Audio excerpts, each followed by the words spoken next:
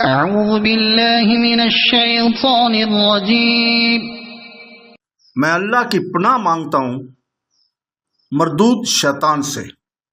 بسم اللہ الرحمن الرحیم، شروع اللہ کے نام سے جو بڑا مہربان نہایت رحم والا ہے۔ اذ تقول للمؤمنین ألن يكفيكم أن يمدكم ربكم ب3,000 من الملائكة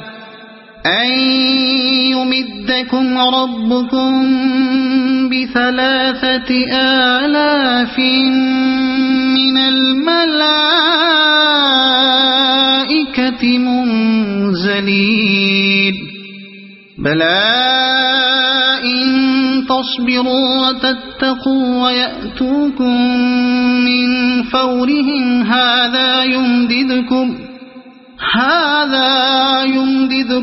ربكم ب5,000 من الملائكة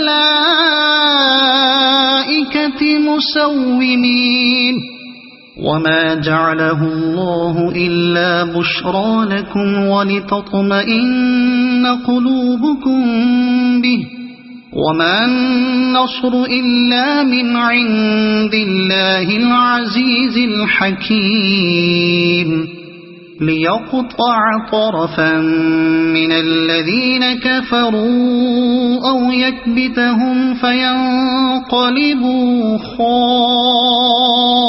خائبين۔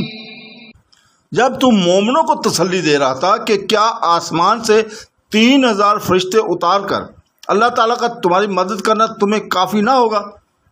گو یہ لوگ اپنے اس جوش سے آئیں، اگر تم صبر و پرہیزگاری کرو گے تو تمہارے رب تمہاری امداد 5,000 فرشتوں سے کرے گا جو نشاندار ہوں گے، اور یہ تو محض تمہارے دل کی خوشی اور اطمینان قلب کے لیے ہے۔ یاد رکھو مدد اللہ ہی کی طرف سے ہے جو غالب اور حکمتوں والا ہے۔ اللہ تعالیٰ 124 سے 127 نمبر آیت مبارکہ میں غزوہ بدر کی تائید الہی فرماتا ہے۔ حضرت صلی اللہ علیہ وسلم کا یہ تسلیاں دینا، بعض تو کہتے ہیں بدر والے دن تھا۔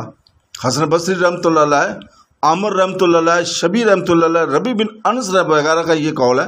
ابن جریر رحمۃ اللہ علیہ کا بھی یہی اتفاق ہے۔ عامر شبی کا قول ہے کہ مسلمانوں کو یہ خبر ملی تھی کہ زبن جابر مشرکوں کی امداد میں آئے گا، اور اس میں اس امداد کا وعدہ ہوا تھا کہ لیکن نہ وہ آیا اور نہ ہی یہ گئے۔ ربی بن انس رحمۃ اللہ علیہ فرماتے ہیں کہ اللہ تعالیٰ نے مسلمانوں کی مدد کے لیے پہلے تو 1,000 فرشتے بھیجے، پھر 3,000 ہو گئے، پھر 5,000۔ یہاں اس آیت میں 3,000 اور 5,000 سے مدد کرنے کا وعدہ ہے، اور بدر کے واقعہ کے بیان کے وقت 1,000 فرشتے کی امداد کا وعدہ فرمایا ہے، اور تبیح دونوں آیتوں میں یہی ہے، کیونکہ بس پہلے 1,000 اترے، پھر ان کے بعد 3,000 پورے ہوئے، آخر 5,000 ہو گئے۔ بظاہر یہی معلوم ہوتا ہے کہ یہ جنگ وعدہ جنگ بدر کے لیے تھا، نہ کہ جنگ احد کے لیے۔ بعض کہتے ہیں جنگ احد کے موقع پر وعدہ ہوا تھا۔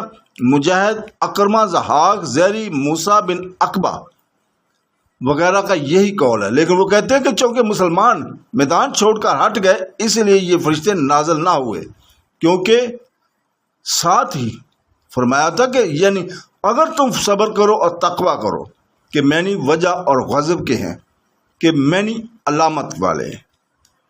صدق اللہ العظیم۔